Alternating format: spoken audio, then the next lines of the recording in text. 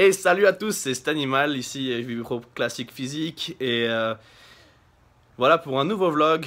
Je vous ai promis des vidéos en français, un maximum pour cette nouvelle année. Donc tous les commentaires, toutes les questions que vous me mettez sur Instagram, Facebook ou même en dessous là sous les vidéos YouTube, je vais essayer de les regrouper sous certains thèmes et répondre à un maximum de vos questions.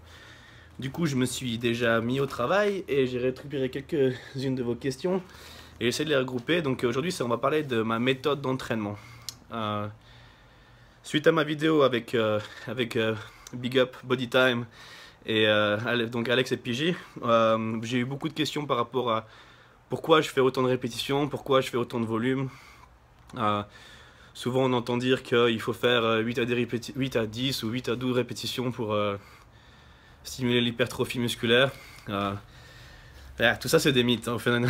Donc une des raisons pourquoi je fais autant de répétitions, c'est pour avoir un temps de travail de musculaire, excusez-moi, le temps que le muscle soit sous tension, qu'il soit suffisant. On dit en général qu'il faut environ 30 à 45 secondes de tension pour que le muscle, pour générer l'hypertrophie musculaire. C'est-à-dire que si on fait allez, 8 répétitions, et qu'on exécute allez, 1 seconde en haut pour monter, 1 seconde pour descendre, ça fait environ 2 secondes par répétition, on a 16 secondes de temps sous tension. Donc on est en dessous des 30 secondes de moitié. Et donc si on veut faire 8 répétitions, il faudrait que les répétitions fassent au moins 4 secondes, c'est-à-dire 2 secondes en négative et 2 secondes positives, ou même allez, 2 secondes en négative, une pause d'1 seconde en bas, mais c'est-à-dire qu'on ne repose pas la barre sur les pectoraux, on garde les muscles engagés. Et après on pousse 2 secondes juste pour réduire la pause en bas, c'est pour réduire le moment, l'élan. Mon français est en train de prendre un coup, mais après 3 ans aux États-Unis, grâce à cette vidéo, j'espère que ça va revenir vite. Mais donc ouais, c'est pour essayer de couper cet élan. Et si on fait 2 secondes négatives, 1 seconde de pause en bas, 2 secondes positives, ça nous fait 5 secondes pour 8 répétitions. Bon, ça y est, on a 40 secondes de temps sous tension, on est dans la fourchette. Mais je peux vous garantir que la plupart des gens qui font 8 répétitions, ils mettent trop de poids, ils n'arrivent pas, les répétitions sont faites de manière trop rapide, et donc il n'y a pas de temps sous tension suffisant pour générer l'hypertrophie musculaire. Une autre des raisons pour lesquelles j'aime bien faire beaucoup de répétitions, c'est le challenge mental, comme je dis très souvent. Quand on met un poids vraiment lourd, déjà il y a 2 choses. Quand on met trop de poids sur la barre, on a tendance à se crisper, et le muscle qu'on essaie de cibler, il va pas être engagé de la même manière. Je m'explique. Parce que voilà, par exemple, si on fait le développé couché encore, qu'on développe la charge, une charge très très lourde, au lieu de vraiment travailler sur les pectoraux, on va avoir les épaules et les triceps qui vont prendre beaucoup du travail pour essayer de juste développer la charge. Au final, si je prends un exemple et que je fais des curls avec les biceps, je fais 40 kg, je fais mes 10 répétitions en manière isolée, je fais vraiment tout bien que sur les biceps, et j'utilise pas l'épaule ni le bas du dos pour développer la charge. Mes biceps, ils ont soulevé 40 kg. Bon, c'est bien. Par contre, je me dis, si je veux soulever 60 kg, c'est mieux. Mais si je veux soulever 60 kg et que mon bas du dos et mes épaules font la moitié du travail, au final, mes biceps, maintenant, ils soulèvent que 30 kg. Donc j'ai peut-être plus de poids sur la barre, mais le poids ressenti sur le muscle que j'essaie de cibler, il est moindre. Donc au final, je suis en train de m'y perdre.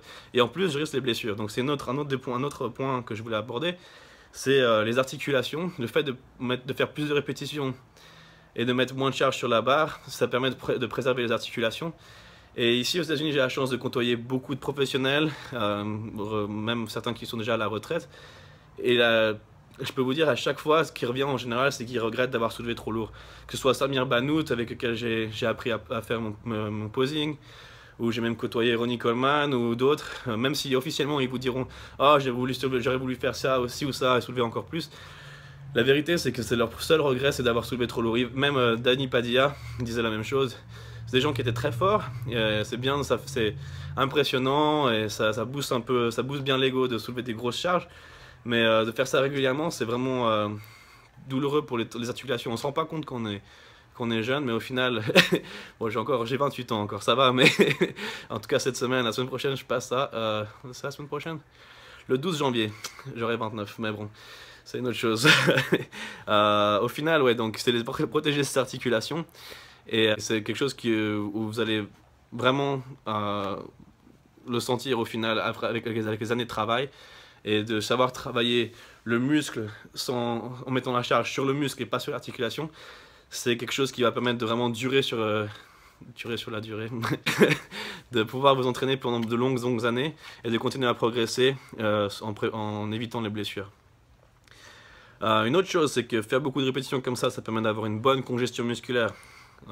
La congestion musculaire, ce qui est intéressant, ça permet de vraiment stretcher, d'apporter beaucoup de sang dans le muscle, qui va permettre d'étirer le muscle depuis l'intérieur. Et en fait, il y a cette enveloppe autour du muscle qui s'appelle le fascia, qui a tendance à vraiment envelopper le muscle de manière très serrée. Le plus il se développe, le plus ce tissu est serré autour, donc il n'y a pas de place pour grossir plus.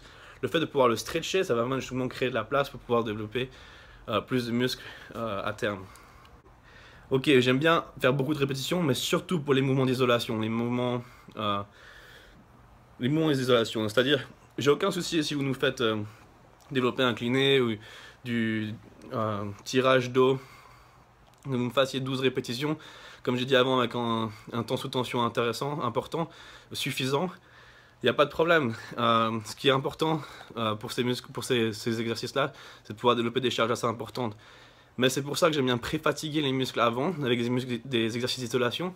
Et justement, déjà, comment on dit, échauffer le muscle, amener du sang dans la zone, et après justement défoncer ces fibres musculaires et les permettre de grossir. Une autre chose qu'on m'a demandé, c'est pourquoi je limite le nombre de séries, c'est-à-dire que je fais 3 séries en général par exercice, 4 à 5 exercices pour les pecs, 5 en général, 5-6 pour le dos, 6-7 pour les jambes, 2-3 pour les biceps, 3-4 pour les triceps et environ 3-4 pour les épaules, pour donner un genre d'idée. C'est parce que j'aime bien justement, c'est parce que c'est la qualité qui est plus importante que la quantité. Et qu'au final, une fois que le muscle est stimulé, il faut juste aller le nourrir, ça va permettre de le grossir. Tout ce que vous allez faire, passer le point où c'est stimulé, ça va juste repousser le temps de récupération. Et au final, au lieu de pouvoir vous rentraîner le même groupe musculaire après 4 jours peut-être, vous avez besoin d'une semaine, voire 10 jours pour pouvoir l'entraîner de nouveau.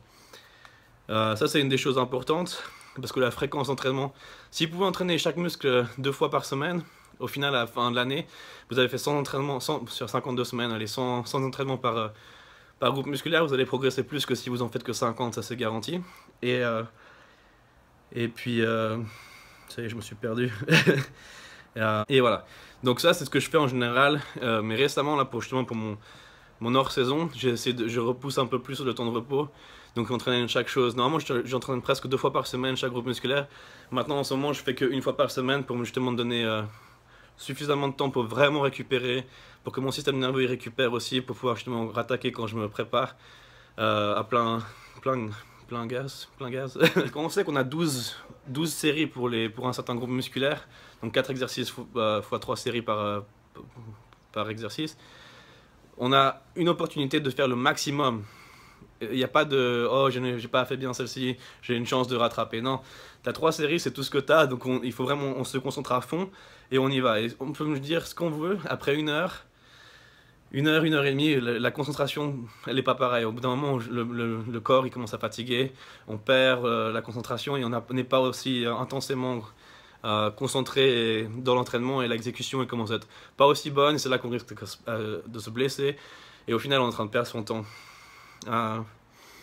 On m'a aussi demandé par rapport au temps de repos, donc ça c'est encore une autre chose. Moi je prends le temps qu'il faut, c'est à dire que une fois que j'ai récupéré mon souffle, je rattaque de nouveau une série, c'est parti. Mais ça surtout surtout pour les mouvements d'isolation. Pour les mouvements lourds, composés, c'est-à-dire les tirages dorsaux, le développé incliné ou ce genre de choses, les mouvements polyarticulaires, là je vais prendre peut-être un peu plus de temps, surtout maintenant hors saison, pour être sûr de pouvoir développer des charges maximales. Donc voilà, je crois que c'est tout pour la méthode d'entraînement. J'espère que j'ai répondu à un maximum de questions. Si vous en avez d'autres, n'hésitez pas à me mettre des commentaires. Et voilà, donc c'est tout pour aujourd'hui. On est le 2 janvier à Los Angeles, 8 h du soir. Il est pour vous le 3 janvier, 5 h du matin. Je vais poster cette vidéo tout de suite. Donc vous allez pouvoir la voir demain. Et merci bien d'avoir regardé la vidéo. Merci pour le petit pouce bleu. Et s'il vous plaît, partagez un maximum partout sur tous les réseaux sociaux. Faites savoir à vos amis qu'il y a un petit Français ici à Los Angeles. Petit... et que ça lui fait plaisir de partager un maximum d'informations avec vous. Donc n'hésitez pas et prenez contact avec moi, posez vos questions, partagez. On va développer cette communauté, créer un maximum de contenu super intéressant, je l'espère. Et tout ça, ce sera grâce et à cause de vous. Donc merci bien et à tout bientôt. C'est Animal. Peace out. High five.